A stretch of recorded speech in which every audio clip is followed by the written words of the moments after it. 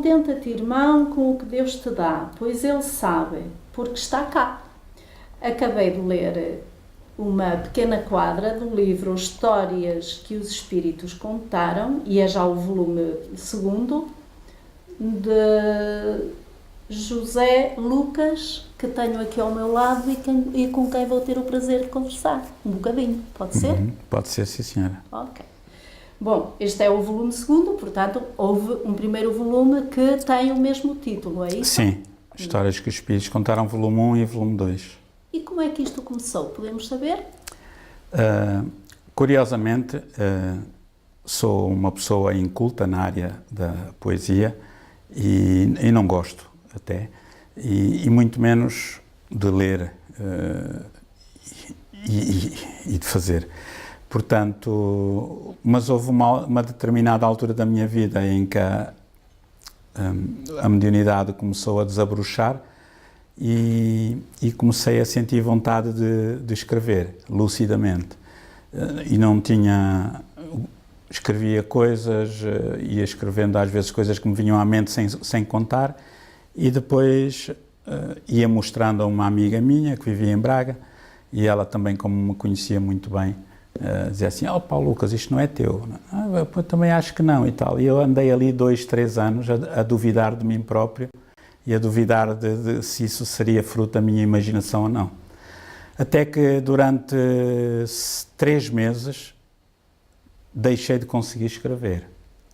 E já sentia saudades disso. Bem tentava fazer uma quadra, está quieto, nada. Ao fim de 3 meses apareceu um espírito simpático, dizia assim: "Olha, isto é para tu veres que não é da tua cabeça", né? E então, a partir daí, no fim do Evangelho no Lar, na própria Associação Espírita onde eu colaboro, sempre que havia oportunidade, nas reuniões mediúnicas... Olha, deixa-me só interromper. Portanto, eu disse que era José Lucas, diz aqui psicografia de José Lucas, mas diz mensagens do poeta alegre. Sim, portanto, é um espírito que transmite, por isso é que se chama Histórias que os Espíritos Contaram. São histórias de vida de pessoas que já morreram, que estão no mundo espiritual, que lhe contam a ele, e ele transmite essas histórias sob a forma de quadras popularuchas, que eu vou escrevinhando, e às vezes vou-me rindo à medida que vou escrevendo, porque não sei o que é que vai sair a seguir. E tem histórias muito interessantes, todas elas com um fundo ético-moral muito grande, perfeitamente enquadradas com a doutrina espírita. Nunca me passou pela cabeça sequer fazer um livro, aliás, não fui eu que o fiz. Por exemplo, este livro que tem 215 páginas, deu-te bastante trabalho a fazer? Demoraste muito tempo? Qual foi o método que utilizaste? Fui guardando e ao fim de uns 10 anos, nunca me passou pela cabeça editar um livro. Salvo erro, foi em 2014, o Presidente da Federação Espírita Portuguesa, o engenheiro Vítor Féria, telefonou-me: disse: "Olha, Lucas, estou aqui em Espanha, com o Divaldo Franco, quero-te fazer uma proposta." E eu disse: "O que é que se passa?" E tal. "Olha, queres fazer um livro lá com as quadras do poeta alegre? Escolhe aí as melhorzinhas que tenhas, etc." Está bem. E assim foi, mandei. Eles editaram o primeiro livro, depois editaram o segundo. Já temos material para um terceiro ou para um quarto, mas não sabemos se vai sair ou não. E é tudo dentro do mesmo género, ou há diferenças entre o primeiro volume e o segundo? Não, os livros são independentes, não são sequenciais, mas a tipologia é a mesma, são histórias de vida, mas são todas diferentes. Por exemplo, num livro encontramos a história do sapateiro, na outra a história do padre, a outra a história do homem que foi melhorengo, da Madre Superiora, e mais não sei quantos, e por aí fora. E este poeta alegre é um amigo teu? É alguém que conheces? É alguém com quem tu tens uma relação?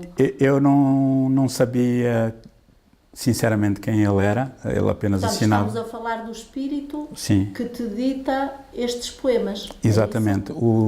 Esse espírito assina Poeta Alegre com um A minúsculo, de alegria, portanto é de facto um espírito que imprime muita alegria quando está presente.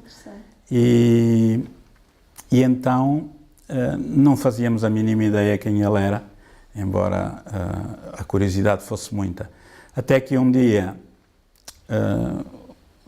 quando a primeira vez que o médium José Araújo de Blumenau esteve em Portugal, ele vinha super cansado depois de uma viagem transatlântica e foi assistir aos nossos trabalhos, o curso básico lá no Centro de Cultura Espírita nas Caldas da Rainha, entrou em transe inconsciente e escreveu uma psicografia que nós iremos publicar, de um senhor chamado José Craveirinha, que, pronto, na minha falta de cultura nem sabia que era um escritor português, moçambicano, que tinha ganho o Prémio Camões, embora isso não tenha relevância nenhuma para o caso daqui, né?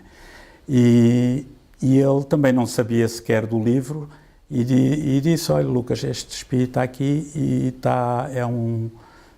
é alguém que se afinizou muito consigo e está aqui, diz que o acompanha e que o ajuda no seu trabalho. E depois, pela maneira como ele escreveu, como ele se identificou, não o conhecia, fui pesquisar, demorei bastante tempo a ir encontrar coisas dele e batia tudo certo com aquilo que o médium escreveu em transe inconsciente praticamente. E esse médium, então, quer dizer, ele até tem dificuldade em falar português, quanto mais em termos culturais, né? Não conhece quase nada da nossa cultura portuguesa, né?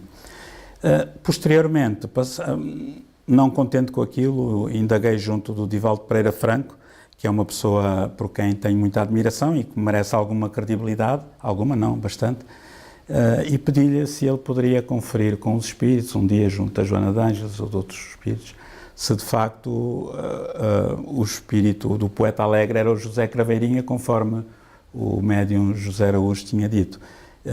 E ele, o Divaldo Pereira Franco, confirmou que de facto, através do espírito Joana de Ângeles, que tinha sido... E é importante para ti saber quem foi, quem é este poeta alegre, ou será, sob o ponto de vista, se calhar, só de... Não é importante. É e não é. É importante porque, do ponto de vista psicológico, nós sintonizamos mais facilmente com a pessoa sabendo quem é. E sinto uma dívida de gratidão muito grande, não só pelo que ele escreve, porque eu não consigo escrever uma quadra, não é? Toda a gente sabe disso e toda a gente que me conhece sabe, mas pela gratidão das boas vibrações, do bem-estar que ele imprime. Quando estás a escrever, portanto, sob a influência deste espírito, sentes mesmo, sempre o mesmo tipo de vibrações ou elas variam? Isso é uma forma de identificar também, de identificação do espírito? Sim, são sempre mesmo o estado. São boas, são agradáveis? É uma pessoa muito dinâmica, muito positiva, muito bem disposta, muito alegre. Daí ele utilizar o pseudónimo Poeta Alegre com um A minúsculo de alegria. Que, sinceramente, eu nunca tinha reparado nesse pormenor. De alegria. Aliás, vou até partilhar uma coisa rápida. Há pouco tempo, num dos meus momentos de nostalgia com estas peripécias todas do mundo que está de pernas para o ar, né? E ele apareceu e dizia-me assim, porque estás triste? Por causa do mundo, existe aquilo. Assim, estás a ver a coisa ao contrário. Tu devias estar alegre e vocês todos que estão na Terra deviam estar alegres, porque vocês foram os escolhidos para estar na Terra no momento mais importante, um momento de transição. E dois para amanhã vão poder dizer aos vindouros, eu estava lá embaixo no momento mais difícil. Mas os momentos não serão todos importantes, não é? Sim, claro, mas é só para transmitir a tipologia, para transmitir a alegria, sim, não, a característica do ser, do ser espiritual. E no fundo ajudar-te na tua nostalgia, não é? Ultrapassar esse... Agora, mais importante do que tudo, de quem é A, B ou C, nunca pensei sequer vir a saber algum dia a identidade do espírito, aconteceu, calhou, foi porque a espiritualidade permitiu, provavelmente, mas mais importante são os conteúdos. Exato. E esses conteúdos acho que são muito ricos, não são meus, por isso posso-os dizer, e têm-me ajudado muito na minha vida. Penso que em primeiro lugar se destinam a mim, e como são gerais e abstratos, apesar de serem casos concretos, aplicam-se a qualquer pessoa que seja espírito ou não. Portanto, este é o segundo volume, aguardamos pelo terceiro, mas gostava antes disso, antes de terminarmos esta pequena conversa, de falar-te sobre este outro livro, também teu. Crónicas Espíritas. Exato, Crónicas Espíritas, e este tem só José Lucas, portanto, parece haver aqui alguma diferença em relação àquele que acabámos de falar. Isso foi uma intuição que tivemos também, porque eu colaboro com o Jornal das Caldas, que é um jornal não espírita, desde o número 1, curiosamente. E então, desde o número 1 que saía uma crónica espírita todas as semanas. Ultimamente sai de mês em mês, 2 em 2 meses, porque o espaço de papel vai rareando e há outros colaboradores. Mas durante muitos anos tinha uma crónica espírita semanal, num jornal não espírita, que era muito bem aceite. E então eu lembrei-me de pegar em algumas crónicas dos últimos 15 anos, 20 anos do jornal, crónicas que fossem atemporais, que ficassem atualizadas apesar da passagem do tempo. Na parte final tem entrevistas com algumas personalidades do movimento espírita, nacional e internacional. Tem, por exemplo, com o Jorge Gomes, com o Divaldo Pereira Franco, etc.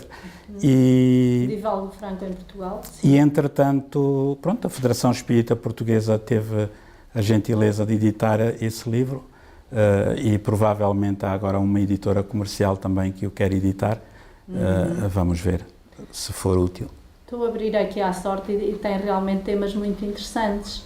Regressão de memória, crianças que se lembram de vidas passadas, a criança que não comia, curas espirituais, realmente tem... Sim, porque isso eram crónicas... Diabo à solta?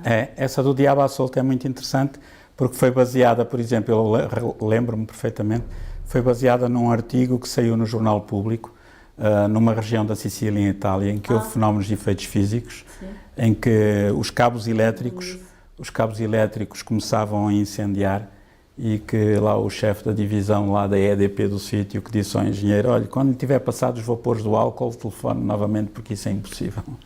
E foi muito interessante, então pegámos nesse tema para falar sobre fenómenos de efeitos físicos. Muito interessante. Mas todas as crónicas são baseadas em casos reais que nós tivemos conhecimento ou de conversas de amigos ou de atendimento no centro espírita. Olha, sobre o jogo do copo também. Exatamente. Que está... Muito bem. Todo o lucro destes livros, da venda destes livros, eu ia fazer essa pergunta, reverte para a Federação Espírita Portuguesa, porque a nossa ética espírita, a que eu aprendi, a moral espírita, não nos permite receber um cêntimo que seja de todo o trabalho que advém do conhecimento e da aprendizagem espírita que temos, né? Se fosse um livro técnico meu, tudo bem, mas são livros espíritas, feitos com o auxílio dos amigos espirituais, como eles não cobram, nós não temos o direito de cobrar. Daí que todo o lucro que venha da venda dos livros que reverte... é muito pouco, visto que o preço é muito... Os livros custam 7 euros ao público, portanto é um preço irrisório, porque o objetivo é a divulgação e não o comércio. Olha, e onde é que pode ser adquirido estes livros, o volume 1 e o volume 2 e Crónicas Espíritas, podem ser adquiridos em qualquer associação espírita ou centro espírita que os tenha à venda, ou então na Federação Espírita Portuguesa, via telefone ou pelo site www.feportuguesa.pt. A pessoa encomenda, paga e eles mandam pelo correio. Pronto, Lucas, olha, muito obrigada pela tua disponibilidade e até uma próxima oportunidade. Obrigado, nós. Até à próxima.